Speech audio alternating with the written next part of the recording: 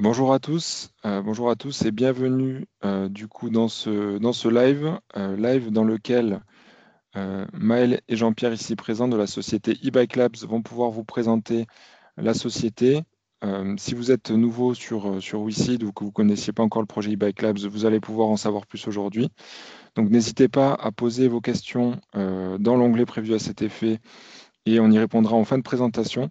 Donc voilà, n'hésitez pas à les poser même en cours de présentation, mais on y répondra après. Et si vous êtes déjà actionnaire d'e-Bike Labs, peut-être qu'on pourra aussi avoir des points d'avancée par rapport au dernier tour qu'il y a eu sur WeSeed. En tout cas, merci beaucoup à tous d'être là ce soir. Et puis sur ce, je vais laisser la parole à Maël et Jean-Pierre pour vous présenter la société. Merci Thibaut. Moi je vais prendre la parole au début. Donc moi je suis Maël, donc le fondateur et dirigeant de la société, Jean-Pierre m'épaulera dans la présentation. On le présentera un petit peu plus tard. Donc je vais vous partager mon écran pour vous partager une petite présentation. L'idée du jour, c'est notamment de peut-être vous donner quelques informations sur les projets clients en cours, parce que je pense que c'est un des éléments de motivation interne et que ça soit d'un point de vue impact ou d'un point de vue valorisation de la société. Voilà, je ne sais pas si vous pouvez voir mon écran. On voit bien ton écran, Ok, Maël. super. Alors je vois que pardon Maël, je vois qu'il y a Hmm. quelqu'un qui a un problème de son. Est-ce que c'est le cas pour d'autres? Non, voilà, on me dit que ça marche. Moi, je pense que ça marche aussi. Ok, Je vais répondre à Olivier du coup dans le chat, mais je te laisse continuer, Mal. merci. Donc voilà, donc eBike Labs, donc pour présenter très rapidement la société, donc on est spécialisé dans le secteur du vélo électrique et en particulier sur une brique qui est présente dans tous les vélos électriques mais qui est invisible, qui est la partie logicielle de contrôle moteur. Et donc on est voilà, les créateurs d'eBikeOS, ce logiciel de contrôle moteur qui est ouvert, qui est multifournisseur, donc qui fonctionne avec plusieurs fabricants d'équipements et de vélos et où on amène des nouvelles fonctions pour avoir des vélos qui sont plus fiables, plus réparables et surtout qui donnent envie de pédaler. Le stade de la société aujourd'hui, c'est qu'on a en fait fini notre phase de R&D et qu'on a un produit maintenant avec un product market fit qui est validé. Donc je vais vous présenter juste après les fonctions de notre produit. On a un marché aussi qui se développe, notamment sur le segment du vélo partagé qui est actuellement très croissant. Et nous, on s'est aussi, en tant qu'entreprise, développé sur plusieurs segments de marché, ça j'y reviendrai après. Et donc on est dans une phase qu'on va appeler d'accélération, où voilà, on a validé la technologie, on a validé la protection de notre IP, on a validé un accès au marché et une présence commerciale, et maintenant tout l'enjeu, c'est de démultiplier nos projets clients et les déployer à grande échelle pour avoir notre impact sur la mobilité et avoir une opportunité aussi d'améliorer la valorisation de notre société. Et donc, c'est pour ça qu'on est une opportunité d'investissement à impact. Donc, en quelques mots sur eBike Labs, c'est une société qui maintenant a 10 ans et qui a 10 brevets. Donc, voilà, c'est deux métriques qui sont un peu symétriques, mais qui montrent qu'on a eu une phase de R&D qui a été assez longue et qui nous permettent aujourd'hui d'avoir une reconnaissance très forte en France, mais aussi internationale sur le sujet du contrôle moteur pour vélo électrique. On est vraiment vu d'un point de vue technologique comme on va dire un leader incontesté. Et donc ça, c'est voilà, c'est une première chose qui est importante. Et au-delà de cette technologie, de nos lois de contrôle qui sont avantageuses sur certains aspects, on a aussi intégré toutes ces technologies dans un logiciel, dans eBikeOS, c'est même une suite logicielle avec plusieurs logiciels qui vont fonctionner ensemble et avec cette stratégie de créer, entre guillemets, l'Android du vélo électrique, c'est-à-dire un logiciel qui peut fonctionner avec plusieurs moteurs, plusieurs batteries, plusieurs protocoles de communication, et avec cette idée de se positionner en face des géants comme Bosch et Shimano, qui ont leur écosystème fermé du fait de leur présence historique et de leur notoriété, notamment auprès des particuliers. On pense qu'en face de ces deux géants, il y a un intérêt pour la filière à petit se fédérer autour d'une plateforme partagée qui est eBikeOS. Donc eBikeOS, d'un point de vue fonction, je ne vais pas rentrer dans toutes les fonctions parce que ça serait un peu long, mais on a 10 technologies brevetées voilà, qui couvrent 8 fonctions qui sont décrites dans cette roue. Donc ça, voilà, si vous allez sur notre site web ou sur les articles de presse de vélos testés avec des vélos équipés eBikeWest, vous allez pouvoir rentrer dans le détail. Je vais citer les fonctions qui sont notamment mises en avant sur un des vélos qui est en production avec notre logiciel qui est le vélo VEFA, donc qui est un vélo urbain plutôt accessible et qui s'adresse notamment aux néo-pratiquants. Donc sur ce vélo, on va amener une fonction d'assistance adaptative, ça veut dire que le vélo va adapter la puissance de son moteur en fonction du cyclisme, notamment son poids et par exemple en fonction de la montée, ce qui fait qu'on a une expérience qui est totalement automatique, qui est à la fois plus facile à pédaler et à la fois intéressante d'un point de vue autonomie, consommation d'énergie. Ce qui est très intéressant sur ce vélo et ce qui est assez très rare encore aujourd'hui sur les vélos électriques, c'est qu'on a un antivol intégré au moteur, c'est-à-dire qu'on peut utiliser le moteur pour arrêter le vélo, ce qui veut dire que le vélo est impédalable et contrairement à un cadenas mécanique où quelque part quelqu'un qui est bien équipé pourra toujours le couper et récupérer un vélo valable, là vu que c'est intégré au système moteur, c'est un antivol de plus qui en plus est assez efficace pour dissuader les voleurs. Une grosse nouveauté, c'est tout ce qui est freinage régénératif, voilà, comme sur les voitures électriques. On pourrait penser qu'un vélo c'est plus léger, donc c'est une fonction qui va moins apporter, mais en fait c'est tout le contraire sur un vélo électrique, car finalement on va à des vitesses plus faibles, donc on dissipe moins d'énergie en friction avec le vent. Et comme le cycliste amène de l'énergie au système en pédalant, finalement on peut en récupérer une bonne partie avec le freinage régénératif. Et après, il y a tout ce qui est diagnostic pour pouvoir faire la maintenance des vélos. Et voilà, il y a un autre sujet auquel on s'adresse, qui est de se dire, un vélo, quand il est acheté, notre objectif, c'est qu'il soit le plus possible réparable à vie, pour que ça soit aussi intéressant d'un point de vue utilisateur et d'un point de vue écologique. Ces derniers temps, le point qui nous différencie le plus, c'est le freinage régénératif, parce que ça, c'est quelque chose qui est radicalement nouveau. On a fait une petite vidéo, voilà, je ne sais pas si vous l'avez vue, elle est sur notre page de campagne, pour mettre en avant cette fonction.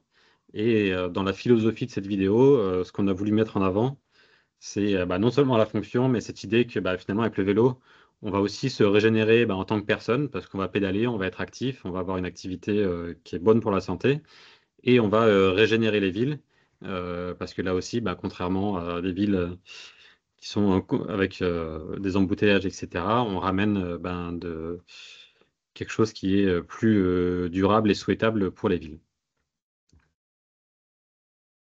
Donc là où on en est aujourd'hui, comme je le disais précédemment, c'est qu'on a passé ces étapes de R&D, on a passé ces étapes de premier client, primo adopteur, etc.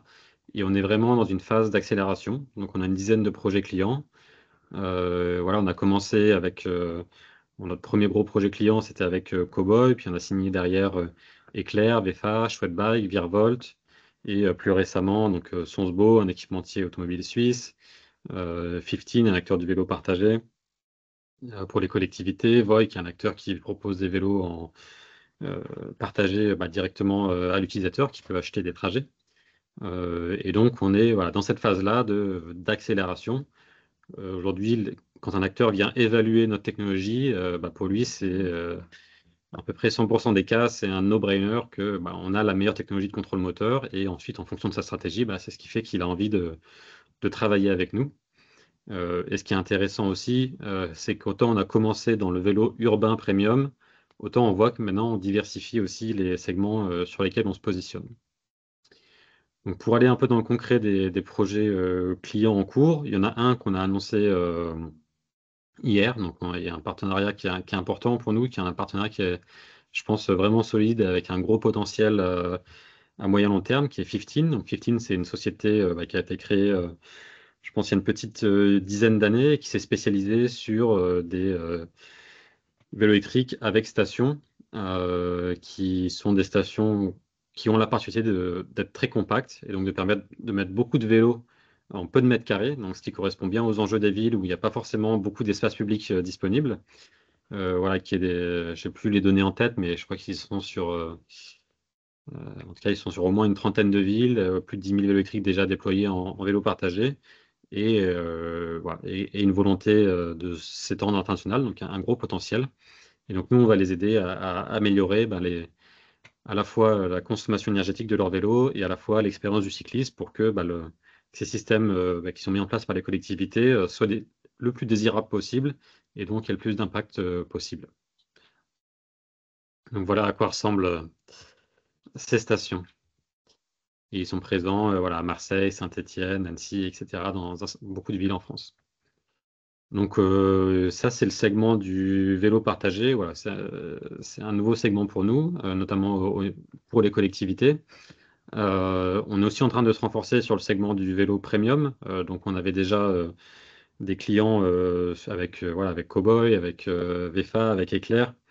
Euh, et là, on a plusieurs nouveaux partenariats qui sont mis en place. Donc, un avec Sonsbo, donc qui est un équipementier auto suisse qui développe un moteur ultra compact, donc qui va permettre d'avoir dans un vélo qui quelque part va avoir un moteur qui a la taille d'une dynamo, d'avoir les performances des moteurs les plus volumineux, ce qui fait qu'on peut à la fois faire des vélos ultra design et ultra performants. Donc ça, c'est quelque chose où on pense qu'il y a des gros potentiels et donc, c'est un des projets phares du moment. Et on est aussi en train de travailler sur d'autres segments qui n'ont pas encore été annoncés publiquement. Donc, deux autres acteurs. Un acteur français plutôt pour aller sur une solution pour les kits de rétrofit, donc les gens qui vont transformer des vélos en vélo électriques avec une solution voilà, plutôt premium. Et un acteur espagnol sur une solution aussi de moteur qui va être très performant au sens d'un silence absolu et au sens d'une durabilité, d'une endurance, voilà, à toute épreuve du moteur, qui vont notamment s'adresser au marché premium cargo, voilà, et les usages très intensifs. Donc, c'est des choses qui sont en cours, qui se passent bien. On a annoncé récemment le partenariat aussi avec Voi. Donc, Voi, c'est un opérateur qui est déployé à Paris, à Londres, à Munich, dans une centaine de villes en Europe avec là aussi, un peu comme 15, cette idée d'améliorer à la fois la consommation, donc baisser les coûts d'opération des vélos, parce que sur un vélo Voi, quand la batterie est vide, il faut qu'un opérateur vienne changer la batterie, et à la fois améliorer l'expérience utilisateur, parce que ce qui est nouveau et ce qui correspond bien à notre valeur, maintenant les opérateurs de vélos partagés se posent la question de comment offrir une expérience vélo qui soit bonne à leurs usagers, parce qu'ils savent que c'est aussi la clé de la réussite de leur système. Et voilà. Donc nous, c'est vrai que ce segment du vélo partagé, c'est hyper important pour nous parce que au-delà du marché premium où on avait déjà fait quelques preuves, ça montre que notre technologie, elle s'adresse aussi à d'autres marchés, les marchés qui sont plus accessibles. Et dans notre mission de faire voilà, de tout le monde des cyclistes, c'est vrai que ces vélos partagés, ça s'adresse typiquement à des gens qui n'ont pas de vélo et qui de temps en temps peuvent être amenés à l'utiliser. Et c'est une bonne manière aussi de se mettre en selle. Donc ça correspond aussi parfaitement à notre mission. Voilà. Et dans les projets en cours qui ne sont pas encore révélés, on travaille aussi avec un acteur pour développer une solution qui va être plus accessible en coût pour les marques de vélos, où on va viser voilà, le milieu de gamme. Donc là aussi, c'est des choses, là, c'est un peu plus initial, mais il y a quand même des choses qui avancent bien et qui montrent qu'on peut adresser plusieurs segments de marché avec la même technologie. Donc ça aussi pour avoir une structuration d'entreprise qui est forte et qui est stable et sereine et avoir un impact aussi qui est fort, c'est aussi une des preuves qui sont assez intéressantes pour nous. Donc pour vous parler justement de cette structuration d'équipe, je vais laisser la main à Jean-Pierre donc, qui nous a rejoint depuis un mois et qui vient justement nous aider à renforcer la structuration de l'équipe dans le cadre de tous ces projets clients qui maintenant s'engagent avec nous et qu'il faut gérer en parallèle justement avec notre équipe. Donc Jean-Pierre, peut-être je peux te laisser te présenter rapidement et puis nous en dire un peu plus sur l'équipe. Oui, merci. Donc effectivement, moi, j'ai rejoint Maël et l'équipe d'E-Bike Labs il y a un mois. Ma mission principale, c'est de mettre en place la bonne structuration pour justement adresser tous les enjeux qui sont devant nous, donc notamment les projets clients dont Maël vient de parler, et puis les autres qui manqueront pas d'arriver. Et on a effectivement déjà une équipe solide, hein. C'est une équipe composée d'ingénieurs quasiment uniquement. On a renforcé également l'équipe récemment. Donc bon, moi je suis arrivé il y a un mois, mais avant moi il y avait d'autres personnes qui sont arrivées aussi cette année notamment Marlène, directrice marketing, qui fait beaucoup de bien, notamment sur la partie comment faire comprendre notre produit, faire émerger la proposition de valeur, être très clair sur ces sujets-là. Donc ça, c'est un renfort très appréciable. Je peux citer également Emmanuel, qui est arrivé cette année également, et qui lui va venir manager et chapeauter un petit peu toute l'équipe d'ingénierie. Donc c'est un rôle clé également forcément dans la structuration et dans le fait de pouvoir mener des projets clients et de négocier, on va dire, un petit peu cette transformation, entre guillemets, si je veux le dire comme ça, mais d'une équipe plutôt tournée R&D à une équipe vraiment orientée client et avec une stratégie d'industrialisation et de montée à l'échelle, quoi. Donc ça, c'est voilà, vraiment des renforts importants. Et donc, comme je disais, le reste de l'équipe, c'est des ingénieurs qui sont là depuis, pour certains, 6-7 ans, pour certains autres qui sont arrivés depuis 1 an ou deux. Et donc voilà, donc ça fait une équipe qui est globalement est très structurée, très solide et très volontaire pour adresser le marché qui est devant nous et tous les enjeux à venir. Donc voilà. En termes de chiffres maintenant, sans transition, mais globalement, comment ça se matérialise sur un business plan? Ce qu'il faut savoir, c'est que donc, bon, vous l'aurez compris, Bike Labs, on développe du logiciel, donc on est sans trop de surprise, une entreprise qui a essentiellement des coûts fixes. Et parmi ces coûts fixes, c'est essentiellement la masse salariale, en fait, l'équipe, hein. Donc globalement, pour vous donner quelques chiffres, très grosse maille, mais on a à peu près 1,5 million d'euros de coûts fixes, c'est à peu près 80% l'équipe, et 20% donc des coûts fixes, des coûts de structure un peu classiques. Donc voilà, donc notre point d'équilibre, il se situe à peu près autour des 2 millions d'euros de revenus. Donc une échéance qu'on va atteindre en 2027, donc avec les projets qu'on a déjà engagés, ceux dont Maël vous a parlé. Donc en transformant ces clients-là et avec forcément une activation un petit peu régulière de plusieurs marques et de plusieurs vélos, donc de licences pour nous très concrètement, ça va nous amener à dépasser les 2 millions d'euros dès 2027. Sachant que pour l'instant, l'essentiel de nos revenus, pour pas dire la quasi-totalité, c'est en fait des projets d'ingénierie, donc des projets d'intégration. Donc en fait, c'est du temps passé par notre équipe pour aider nos clients à intégrer notre technologie dans leurs produits. Donc c'est bien sûr une source de revenus qui est amenée à rester, hein. Tant qu'on aura des nouveaux projets clients, on aura ces projets-là à mener. Mais vraiment le décollage et le ramp-up qu'on voit et qu'on chiffre, ça concerne vraiment plutôt les licences et donc le fait d'avoir les vélos mis en production et déployés par chacun de nos clients. Donc après, ce qui est intéressant, c'est de voir qu'on a quand même une dizaine de clients, comme disait Maël, donc un risque entre guillemets commercial assez faible parce que dilué entre plusieurs clients. Donc ça, c'est ce qui est très intéressant en fait dans le moment et c'est assez notable dans la vie d'e-Bike Lab. C'est quelque chose qui est assez unique et donc on en profite pour justement mettre tout ça en musique et que tout se passe bien. Voilà. Pour la partie financement, donc comme vous l'avez vu, pour l'instant, on est sur des coûts fixes, on va dire, qui sont supérieurs à nos revenus. Donc voilà. Et on a décidé de faire appel à WeSeed, de faire un nouveau partenariat avec WeSeed. Donc c'est la troisième campagne de financement participatif qu'on fait avec WeSeed. Et donc voilà, ça s'est toujours très bien passé et c'est un très bon moyen pour nous de nous financer parce qu'en fait, ça permet également de gérer et de générer en fait une communauté avec des gens qui vont parler de nous, qui vont diffuser notre bonne parole, entre guillemets, etc. Et comme l'a dit Maël, notre mission, c'est vraiment de mettre tout le monde sur un vélo. Et la façon de le faire, c'est d'avoir un système ouvert, compatible avec plusieurs matériels. Donc on est par nature et dans notre ADN plutôt dans l'ouverture. Et donc le côté communautaire, forcément, on résonne beaucoup avec ça. Parmi nos actionnaires, on a notamment Nicolas Salvi, qui est le CTO de Blablacar, qui a eu la gentillesse de nous faire un petit témoignage. Alors, je ne vais pas vous faire la lecture, mais je vous laisse le faire. Et ce qui est intéressant de noter notamment, c'est que Quand je vous parlais de communauté, en fait, j'en suis un exemple tout à fait concret dans le sens où je suis moi-même, en fait, j'ai été mis en relation, on va dire, avec eBike Labs à l'occasion d'une campagne de financement participatif. Et donc c'est comme ça que j'ai connu, rencontré et commencé à discuter avec Maël. Et puis donc voilà, donc c'est c'est vraiment le côté communautaire, on se rencontre aussi par ce biais-là. Et puis bah, aujourd'hui, voilà, je suis dans l'équipe à vous présenter ce live, donc c'est assez intéressant de voir que ça peut aussi se passer comme ça.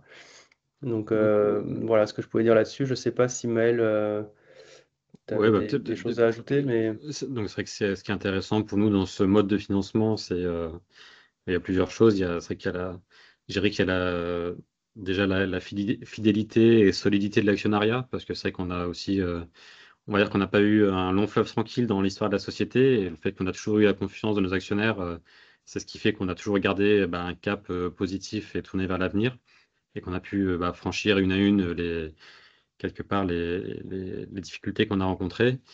Et au-delà de l'aspect réseau, communauté qui est important, qui nous a permis plusieurs recrutements clés, etc. C'est vrai qu'il y a aussi, c'est des moments où on communique beaucoup, ce qui est aussi une manière de faire connaître notre produit, nos technologies. Et c'est aussi des moments où, historiquement, commercialement, ça accélère pendant ces campagnes parce que finalement, on se force, entre guillemets, à se mettre un peu plus en avant. Et c'est aussi quelque chose d'assez sain pour évidemment se faire connaître et puis accélérer aussi sur notre présence marché. Donc c'est vrai que voilà, pour moi, ça fait partie de notre histoire et c'est vraiment une manière qui fonctionne bien et on est super heureux de faire ça comme ça. On pense que c'est extrêmement simple pour la société et pour notre développement. Donc pour conclure, donc voilà, on a ce nouveau tour de table. Aujourd'hui, plus que jamais, on est solide. On a ces 10 années de R&D et aujourd'hui, on a une maturité technologique qui est incontestée, c'est-à-dire leaders internationaux de leur segment. Quand ils viennent évaluer nos technologies, ils voient qu'elle est plus performante d'un point de vue expérience du cycliste, d'un point de vue consommation énergétique. Non seulement on a bâti une technologie qui est performante, mais on a aussi eu, et on a vu dans notre histoire, la bonne idée de ne pas négliger l'aspect protection. Voilà, donc avec 10 brevets pour dire, dès qu'on voit des fonctions et des technologies qui ont une valeur ajoutée qui est forte, on réfléchit à comment se protéger. Et aujourd'hui, au-delà d'avoir cette technologie, cette protection, on a aussi ces clients qui nous font confiance et ces projets en parallèle qui sont là aussi.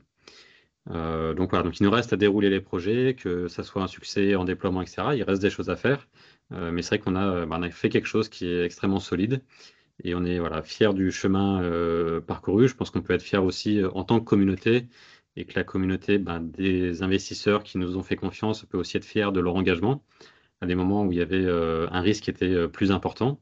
Et voilà, et pour nous, c'est important que l'histoire continue et qu'on continue donc avec cette levée de fonds qu'on va bientôt finaliser. Voilà, donc le closing est prévu, il me semble, dans une dizaine de journées. Donc il y aura le compteur qui sera mis en place pour plus de visibilité là-dessus. Et donc on compte sur vous pour continuer à nous accompagner ou nous rejoindre. Et on est disponible voilà, si vous avez des questions sur ce qu'on vous a présenté ou d'autres questions. Parfait, Maël, en tout cas, et Jean-Pierre, merci beaucoup pour la présentation. Donc, il y a quelques questions qui ont déjà été posées, donc n'hésitez pas justement à poser vos questions sur ce que Maël et Jean-Pierre viennent de présenter. Si vous avez des questions sur le projet, c'est l'occasion d'y répondre. Et d'ailleurs, je vais moi-même répondre à la première question, puisque Maël, tu as commencé à le faire en disant qu'on allait bientôt lancer le compteur et que du coup la fin de collecte approchait. Donc il y a une question qui porte là-dessus. Donc la date finale de collecte sur eBike Lab sera au 23 novembre. Donc voilà, le compteur sera lancé lundi. Il restera 2 semaines pour finaliser la collecte. Donc le minimum a déjà été dépassé. Donc on est déjà à 175 000 euros collectés sur les 250 000 recherchés. Et donc voilà, le closing se fera quoi qu'il arrive, mais il reste encore 2 semaines pour souscrire si ça vous intéresse. Une question de Xavier aussi qui porte sur la limite de collecte, donc le maximum. Est-ce que c'est 250 000 ou est-ce que c'est possible d'aller plus loin? Il y aura si on atteint les 250 000, il y aura sûrement un petit delta qu'on pourra aller chercher. Il me semble que c'est à 300 000. Donc voilà, il y aura un petit surplus pour les derniers arrivants, on va dire. Maël, Jean-Pierre, il y a une question pour vous. Que pensez-vous d'Anode qui critique actuellement les batteries et préconise les supercondensateurs? Est-ce qu'il y a un impact sur votre activité? Et est-ce que selon vous, il y a une collaboration possible, même s'ils ont leur propre système, y compris moteur, si j'ai bien compris? Donc, qu'est-ce qu'on pense d'Anode? Donc, c'est qu'on déjà, on les connaît, on a échangé assez régulièrement avec eux. Pour nous, je dirais, moi, comme tout projet de start-up dans le secteur, je pense que c'est une initiative qui est intéressante, en effet, de s'attaquer au sujet de la batterie, qui est un sujet, qui est un des sujets importants dans le vélo. Personnellement, j'ai pas un avis très fort, ni négatif ni positif, sur la pertinence de ce qu'ils font, parce que c'est un petit peu moins mon cœur de sujet. Je pense que ce qui est intéressant pour nous, d'un point de vue un peu structurel, c'est des acteurs qui ont développé leur propre système. Et dans l'histoire de la société, ça nous est arrivé plusieurs fois euh, avec des acteurs qui ont développé leur propre système. Au bout d'un moment, quand ils passent à l'échelle, ou en fait, ils ont tendance, quand on est sur un développement interne, avec une équipe qui peut être un peu restreinte, parce que c'est un des sujets parmi, justement, si leur cœur de sujet, c'est la batterie, pas forcément le contrôle moteur, à un moment donné, ils peuvent être un peu limités sur la partie contrôle moteur et donc faire appel à nous. Donc moi, je dirais que si ce projet se développe bien, j'ai bon espoir qu'on ait une collaboration à un moment donné ou à un autre pour les aider justement à structurer leur partie contrôle moteur. Donc pour moi, c'est des choses qui sont intéressantes à observer, voilà, qui voient qu'on est encore dans un marché où il y a encore de l'investissement, de l'innovation. Et c'est vrai que nous, c'est souvent avec ces acteurs innovants qu'on peut aussi avoir des portes d'entrée sur des segments de marché, parce que un acteur historique comme Bosch ou Shimano, ils ont développé leur solution, leur écosystème, ça fonctionne bien. C'est assez dur d'aller les faire chercher des solutions externes sur le sujet contrôle moteur, là où les nouveaux entrants ont tout intérêt à aller se baser sur une solution plus commune et plus performante, parce que voilà, on a plus de moyens qu'eux sur ce sujet précis, quoi, et plus historique aussi. Très bien, merci Maël. On a une autre question par rapport aux chiffres du coup que vous avez présentés. Alors je ne sais pas si tu veux laisser la présentation Maël d'ailleurs ou pas du tout. Sur les revenus 2027 prévisionnels du coup que vous avez présentés, la question c'est de savoir est-ce qu'ils sont garantis entre guillemets contractuellement, étant donné les engagements clients que vous avez, ou est-ce que ça reste du prévisionnel à date et c'est pas encore contractualisé? Je peux peut-être répondre là-dessus. C'est des revenus qui sont projetés en fonction d'un contrat qui a été signé effectivement avec les différents clients qu'on a cités. En l'état, c'est des prévisions également de leur côté. Donc, c'est en fait des revenus qui sont basés sur des prévisions qu'on a mis dans des contrats, mais c'est pas, pour être tout à fait transparent et très clair là-dessus, c'est pas des revenus qui sont garantis contractuellement dans le sens où le client sera obligé de nous payer cette somme. En revanche, il s'est engagé à mettre euh, en service, on va dire, un certain nombre de vélos équipés de notre technologie qui correspondent. C'est des volumes qui ne sont pas non plus sortis du chapeau, bien évidemment, hein, ça correspond à leur volume habituel. Donc, je ferai une réponse en deux temps. Ce pas des revenus qui sont contractuellement garantis. En revanche, c'est des revenus qui sont bel et bien basés sur des prévisions de vente qui sont contractualisées. Voilà. Donc, je ne sais pas si ça répond bien à la question, mais en tout cas, Si, je pense que c'est ça l'idée, quoi. c'est très clair. Merci Jean-Pierre. Vous avez présenté tout à l'heure en début dans les projets clients que vous avez actuellement le contrat que vous avez eu avec 15. Donc il y a une question à ce sujet. Est-ce que vous allez équiper les vélos qui sont déjà en circulation ou est-ce que c'est que Ouais. sur les nouvelles flottes qui seront déployées? Non, c'est vrai que ce qui est intéressant avec 15, c'est que comme ils ont développé justement toute leur technologie en interne, on va pouvoir travailler à intégrer nos technologies sur leur système actuel, sur leurs contrôleurs existants, et ce qui fait que ça sera disponible pour les flottes existantes. Et donc nous, c'est vrai que c'est assez intéressant en termes de revenus, parce que c'est des cycles du coup entre le moment où on signe un contrat et le moment où on a des revenus qui sont plus courts, parce que là, ils ont 10 000 vélos sur lesquels on va déployer notre technologie.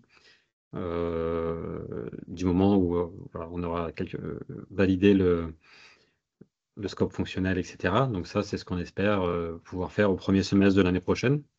Et donc, ouais, c'est quelque chose qui est intéressant. Et c'est vrai que dans la valorisation de notre partenariat, c'est intéressant.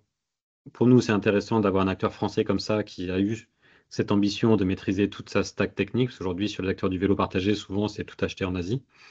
Euh, donc nous, ça nous permet de rentrer plus facilement et eux, ça leur permet de valoriser aussi cette approche et d'amener ce qui était présent, bah, ce qu'avait fait Cowboy et ce qui était présent sur un segment du vélo urbain un peu premium. Bah, là, ils amènent ça sur le vélo partagé, d'avoir des améliorations fonctionnelles des vélos déjà déployés qui sont forts et qui fait qu'à mon sens, pour les collectivités, bah, ça en fait un partenaire d'autant plus crédible que bah, quand les gens achètent un vélo, il s'améliore au cours du temps. Voilà, c'est un argument de plus qui est assez fort pour eux dans leur dynamique d'engagement client, parce qu'eux, ils ont deux sources de croissance. Et derrière, comme l'a dit Jean-Pierre, nos revenus, ils vont dépendre du nombre de vélos qu'ils déploient. Il y a une partie qui est, bah, je gagne une nouvelle ville. Mais aujourd'hui, si je dis pas de bêtises, je pense que leur plus gros facteur de croissance, c'est les villes existantes qui augmentent leur flotte parce que justement, le service se passe bien, ils en sont contents. Et souvent, ils démarrent avec une flotte qui peut être un peu restreinte. Et puis, quand ils voient que ça marche bien, que les usagers sont contents, etc., donc voilà, ça s'inscrit aussi. Eux, on va les aider à la fois, notamment dans leurs déploiements internationaux, à essayer de gagner des marchés ou à l'international, bah, c'est vrai qu'il faut avoir des arguments techniques qui sont forts et à la fois améliorer la satisfaction client des clients qu'ils ont déjà. Et donc voilà, et nous après, à titre très personnel, bah, la satisfaction de voir bah, tous ces vélos déployés dans pas mal de villes qu'on visite qui seront bientôt équipés de technologie BikeOS. Parfait, merci pour la réponse. Moi, j'ai une question également à vous poser que se posent souvent les investisseurs. Donc voilà, je sais que ça intéressera des gens. Donc ma question elle est double. Déjà sur la roadmap du financement. Donc là aujourd'hui, vous l'avez dit, c'est un tour au financement participatif à hauteur de 250 000 euros recherchés. Donc première question, comment ça s'insère dans votre plan de financement, on va dire à court moyen terme? Voilà, est-ce que vous prévoyez d'autres levées prochainement, etc. Et seconde question, comment vont être déployés les fonds que vous cherchez ici dans les dépenses que vous avez prévues pour e-bike? Bah, pour répondre à la première question, donc nous, c'est vrai que notre stratégie à date, c'est vraiment d'utiliser cet argent pour se concentrer à fond sur le développement commercial, les projets clients en cours, leur succès, et d'aller maximiser le chiffre d'affaires qu'on va pouvoir générer et l'année prochaine et l'année suivante, etc. Donc on est plus dans une stratégie de se concentrer sur, je dirais, les projets clients que sur la recherche de financement. C'est aussi pour nous que c'est intéressant de s'appuyer sur cette communauté existante, parce que, mine de rien, on est peut-être sur un montant qui est peut-être un peu plus petit que ce qui peut se faire avec certains fonds, mais on est aussi sur une activation qui est assez efficace pour nous et avec plein de synergies, comme je le disais.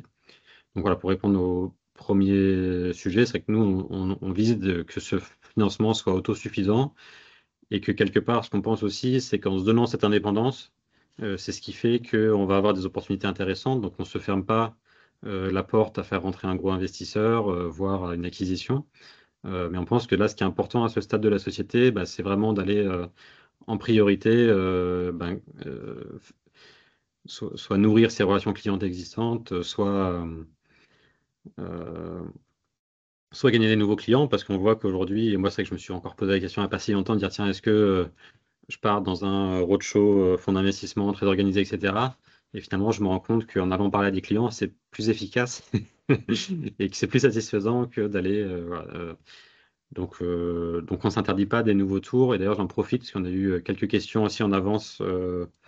Et il y en a une qui était, et que je pense qu'il peut être un petit peu lié à ça, qui était un actionnaire qui est rentré en 2021 via la campagne WeSeed et qui voit qu'il y a eu un tour en 2024 et qui a encore là un nouveau tour et qui se demandait comment ces différents actionnaires vont sortir dans le temps.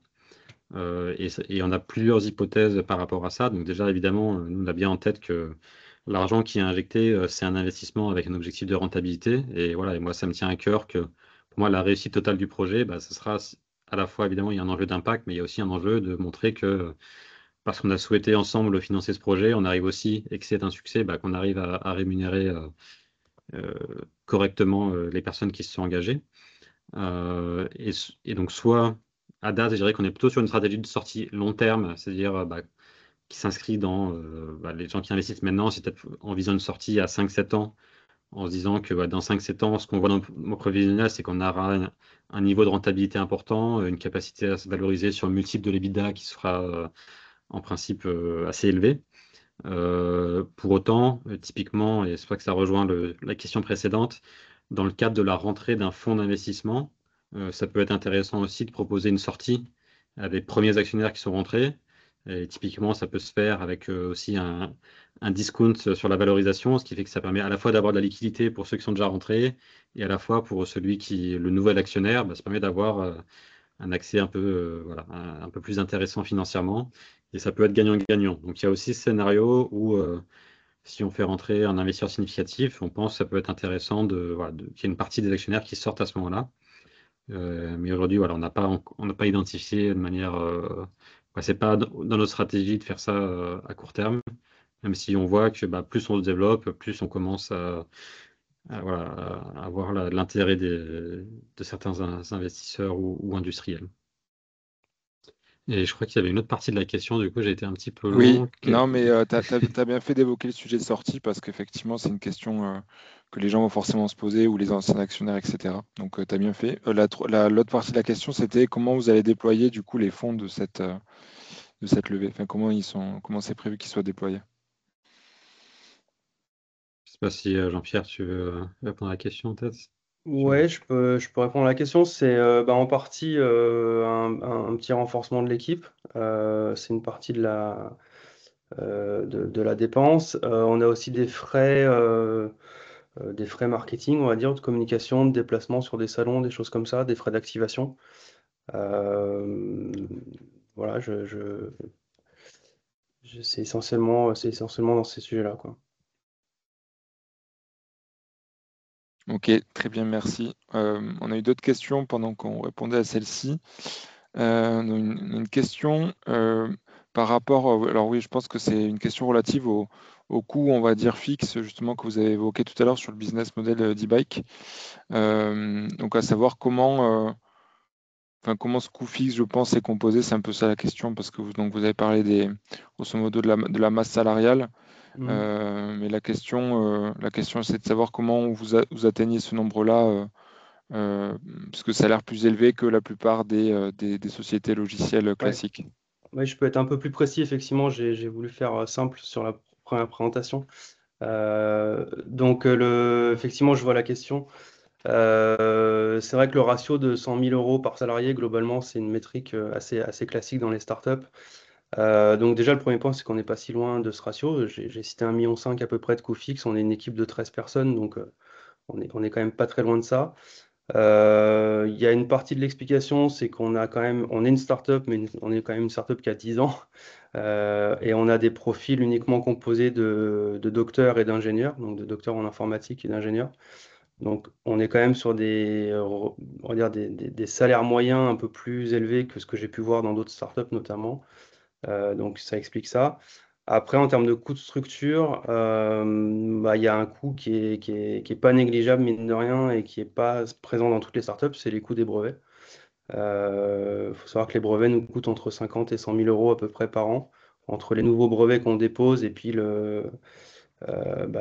l'entretien, entre guillemets, des brevets, ou l'étendue, parce que parfois on fait de l'extension géographique en fait, sur certains brevets, quand on veut aller chercher des nouveaux marchés sur des nouvelles zones géographiques. Et puis ces dernières années, on a aussi un petit peu eu des frais de défense de ces brevets, de ces technologies. Donc forcément, ça impacte un peu les coûts. C'est pas des coûts fixes en tant que tels, mais c'est quand même des coûts de structure dans l'absolu. Et donc voilà, voilà, avec ces trois éléments-là, je pense que ça répond à la question. Ça peut-être juste pour rajouter 2 mots là-dessus, comme disait Jean-Pierre, c'est qu'on a maintenant vraiment une stratégie de recrutement, d'avoir des profils très expérimentés, qui je pense correspond en effet à une phase de maturité. Vu qu'on est plus, quelque part, on a une maturité plus importante, on cherche des employés qui va être des spécialistes d'un sujet donné, et on va chercher en effet typiquement des personnes qui ont 10 ans d'expérience dans le sujet qu'on cherche, etc. Donc c'est vrai que En effet, le salaire moyen a évolué pas mal à la hausse depuis le tout début de la société. On était sur des profils un peu plus jeunes. Très bien. Merci, messieurs. On a une autre question sur le partenariat que vous avez évoqué pendant la présentation, sur le rétrofit du coup de vélos Hein. enfin, non électriques. Donc, est-ce que vous pouvez nous en dire un petit peu plus sur ce partenariat? Ouais.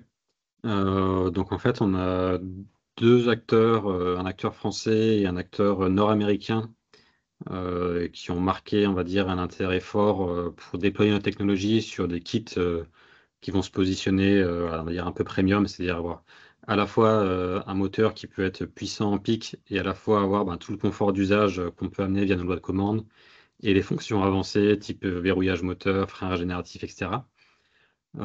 Et simplement, ce qu'on s'est aperçu, c'est que pour pouvoir adresser ce marché, on a besoin que notre logiciel vienne se loger dans un contrôleur qui va avoir une géométrie particulière, parce que sur ces marchés, souvent, les contrôleurs, pour une bonne intégration, et nous, ce qu'on veut, c'est être sur des vélos qualitatifs, même s'ils sont sur des vélos qui peuvent être transformés, mais de manière très qualitative, c'est que le contrôleur doit se loger typiquement dans la batterie, et avec des contraintes à la fois d'espace et de dissipation thermique qui sont importantes. Et donc, on a démarré voilà, un partenariat avec un acteur français qui développe du coup cette carte électronique qui va permettre de répondre à ses clients, voilà, qui nous ont dit que si ce produit est disponible, ils le commercialiseront. Et donc, on a plutôt, on est aussi au début de ce développement, mais on a une relation qui, je pense, est très solide avec ce partenaire français. Et on est aussi, justement, c'est typiquement un segment de marché qui va être entre guillemets, drivé par l'offre, dans le sens où il faut qu'il y ait du matériel compatible adapté à ce segment-là pour qu'on puisse l'adresser. Et pour nous, c'est intéressant parce que voilà, c'est encore un segment qui est différent de ceux qu'on adresse jusqu'à présent. Et dans le fait aussi on est sur un marché où il peut y avoir des dynamiques par segment qui sont assez variables. Donc, par exemple, ces 3-4 dernières années, il y a eu un gros boom de la vente de vélos et le vélo partagé était en difficulté. Maintenant, c'est un petit peu l'inverse, c'est-à-dire que le vélo partagé maintenant se développe bien et la vente de vélos actuellement est un peu stable ou décroissante. Donc, ces acteurs-là sont plus en difficulté. Et le fait d'avoir plusieurs segments de marché et plusieurs géographies, c'est aussi ce qui fait qu'on arrive, nous, dans nos projections de revenus, à se dire, tiens, s'il y a un segment qui se développe mieux, s'il y a un segment qui se développe moins bien que prévu, on espère qu'il y aura un autre qui se développe mieux que prévu et que ça puisse compenser. Et donc, voilà. Donc, je ne sais pas dans quel sens c'était la question. Je peux dire, nous, là, l'objectif, c'est que le produit soit disponible pour les vendeurs de kits, je pense à l'automne l'année prochaine. Donc, potentiellement, voilà, je pense potentiellement, fin d'année prochaine, on peut espérer qu'il y ait des kits de rétrofit équipés de nos technologies qui soient commercialisés. Ok, très bien. Merci beaucoup pour ces explications complémentaires. Je pense qu'on n'arrive pas loin de ce live. Ça fait déjà 45 minutes voilà, qu'on est en live. On a fait le tour des questions qui nous ont été posées. Si vous en avez encore, n'hésitez pas, c'est le moment. En tout cas, merci beaucoup à tous d'avoir écouté jusqu'ici. Merci à Maël et Jean-Pierre d'avoir présenté. Est-ce que Maël, Jean-Pierre, peut-être vous avez un dernier mot à partager aux Wisiders qui nous écoutent ce soir ou en replay d'ailleurs? Oui, je vais peut-être finir sur un dernier mot. Donc, nous, c'est que, comme je l'ai dit dans la présentation, on a démarré e-Bike Labs avec cette volonté de aussi de créer un nouveau métier, de créer une nouvelle société et de vraiment de participer à cette industrie du cycle et d'être un acteur qui participe voilà, à tout cet écosystème. Je pense qu'aujourd'hui, on est à un moment où il y a beaucoup de choses qui prennent forme. Donc ça, moi, c'est quelque chose, c'est un chemin dont je suis fier et comme je le disais, dont je suis très fier qu'on l'ait parcouru ensemble parce que c'est des choses, je pense qu'il y a eu beaucoup de gens qui n'auraient pas osé faire tout ce qu'on a fait. Et voilà, ça demande aussi du courage, de l'engagement. Donc je voulais remercier déjà tous ceux qui jusqu'à présent nous ont soutenus parce que c'est grâce à tous ces soutiens qu'on a pu en arriver là. Et qu'évidemment, on est aussi hyper enthousiaste de la suite. Et que là, ça donne vraiment envie, maintenant qu'on a atteint ces jalons sur la technologie, sa protection, l'engagement commercial, ça donne vraiment envie de tout donner pour que ces projets clients soient des gros succès en déploiement et qu'on continue à grandir. Donc, j'espère que qu'on aura aussi une fin de campagne très active et qu'on compte sur vous aussi pour continuer à s'engager avec nous. Parfait. Merci Maël. Je vais faire quant à moi un peu la conclusion WICID. Mais Maël l'a dit, donc vous êtes encore à temps de rejoindre la campagne de financement.